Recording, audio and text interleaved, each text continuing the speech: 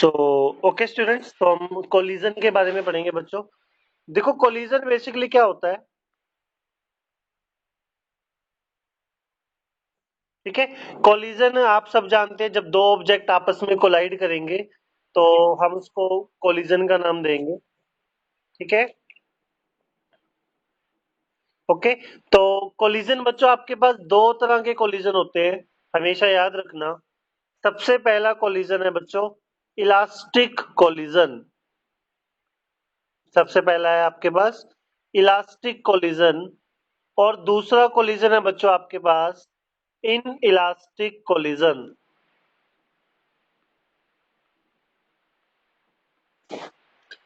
आप सभी ने अपने फोन को पोर्ट्रेट मोड में रखें, ठीक है, उससे ज्यादा क्लैरिटी आएगी, मतलब वर्टिकल मोड पे। Okay, see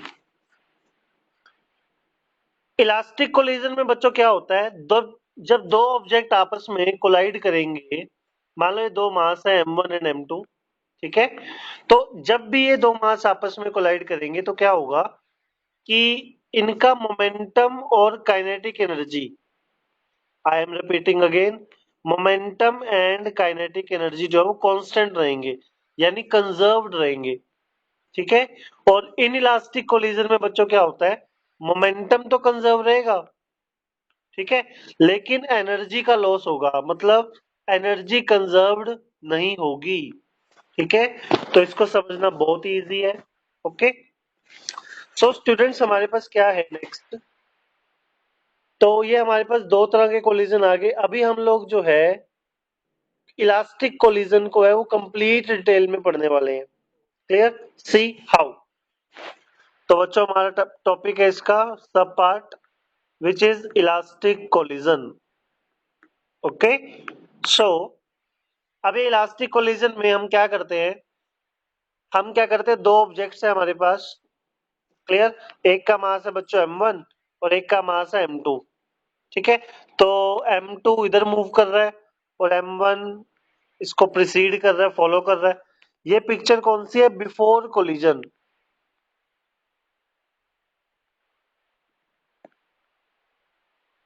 this picture is before collision, ठीक है। इसकी जो वेलोसिटी बच्चों मान लेते हैं u2, और इसकी वेलोसिटी मान लेते हैं u1। क्लियर, तो टकराने के लिए पिछले वाले ऑब्जेक्ट की वेलोसिटी ज्यादा होना जरूरी है, तो इसलिए हम मान लेते हैं u1 ग्रेटर देन u2, ऐसा आपको मानना पड़ेगा, ठीक है। तो बच्चों, और टकराने के बाद आफ्टर कोलिजन क्या होगा, इन ऑब्जेक्ट की वेलोसिटी हम मान लेते हैं v2 एंड v1, दोनों मास m2 m1 है, ठीक है। अच्छा बच्चों, एक बात और ध्यान रहे, अभी हम जो है ना वन डायमेंशन कोलिजन पढ़ रहे हैं, मतलब टकराने के बाद भी ऑब्जेक्ट एक ही लाइन में चलेंगे, इसको हेड ऑन कोलिजन भी कहते हैं, ठीक है। जैसे हेड ऑन कोलिजन का मतलब है कि ऑब्जेक्ट का सेंटर से सेंटर टकराएगा। अगर जैसे मान लो ये ऑब्जेक्ट है, ठीक है, मान लो ये ऑब्जेक्ट है हमारे पास, लेट दिस इज ऑब्जेक्ट। अगर ये ऑब्जेक्ट साइड से टकरा गया ऐसे, तो ये ऑब्जेक्ट इधर चला जाएगा, ये ऑब्जेक्ट इधर चला जाएगा, ठीक है। तो ये 2D, टू डायमेंशन हो जाएगा, क्योंकि इसमें एक्स में भी डिस्प्लेसमेंट और वाई में भी है। तो अभी हम इस चैप्टर में पढ़ेंगे सिर्फ वन डायमेंशन कोलिजन, ठीक है। सी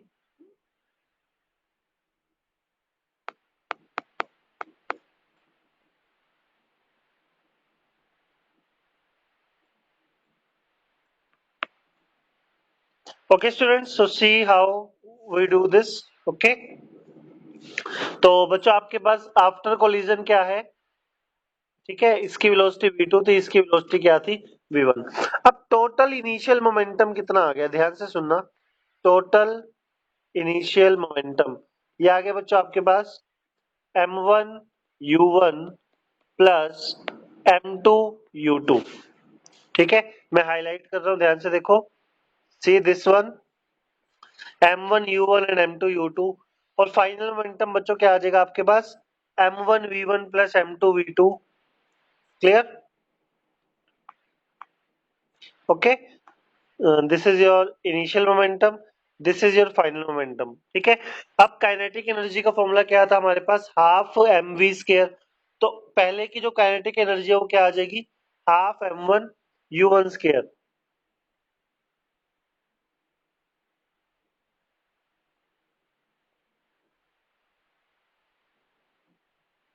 ठीक है, तो बच्चों ये आ गया आपके पास m one u one m two u two. Total initial kinetic energy आ गई बच्चों आपके पास half m one u one square plus half m two u two square. ये पहले वाले की काइनेटिक एनर्जी आ गई। ठीक है, और फाइनल वेलोसिटी थी वी वन और वी टू। ठीक है, तो बच्चों फाइनल वेलोसिटी आ गई आपके पास half m one v one square plus half m two v two square. ठीक है, ओके, यहाँ पे m1 लिखा हुआ है, इसको m2 कर लो। ओके, तो अब हमें अच्छे से पता है जो काइनेटिक एनर्जी है वो क्या रहती है बच्चों, कंजर्व्ड रहती है। ठीक है, तो कंजर्व्ड रहेगी तो क्या होगा, तो half m one v one square plus half m two v two square किसके बराबर होगा, half m one u one square plus half m two u two square. ठीक है बच्चों, ये आपके पास एनर्जी कंजर्वेशन लगा दिया हमने। हाफ से हाफ कैंसिल कर देते हैं हम सब कुछ, और वन वालों को एक तरफ कर लेते हैं, टू वालों को एक तरफ कर लेते हैं। ये बनेगा आपके पास m one v one square minus m one u one square is equal to m two u two square minus m two v two square.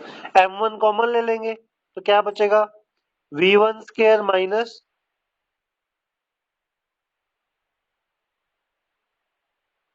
You one का स्केयर। ठीक है, is equal to m two u two का square minus v two का square. ये आ गया बच्चों आपके पास फर्स्ट इक्वेशन। ठीक है, ऐसे ही हम क्या करेंगे, मोमेंटम का ये आ गया आपके पास इक्वेशन, दिस वन। क्लियर, ऐसे बच्चों हम क्या करेंगे, मोमेंटम का कंजर्वेशन लगाएंगे। ठीक है, तो क्या होएगा हमारे पास, ये आपके पास मोमेंटम का कंजर्वेशन लग गया। क्लियर, तो इनिशियल मोमेंटम किसके बराबर आ गया, फाइनल के। ठीक है, हमने वन और टू वालों को एक तरफ कर लिया। ठीक है, फिर हमने क्या किया बच्चों, ये जो थर्ड इक्वेशन आई है, ऊपर जो इक्वेशन आई थी हमारे पास एम वन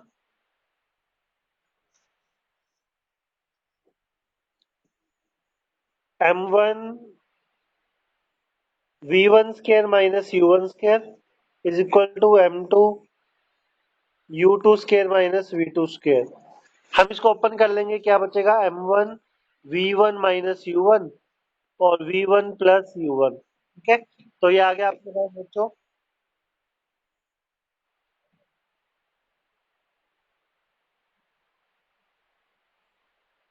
बच्चों अपना माइक ऑफ करें प्लीज।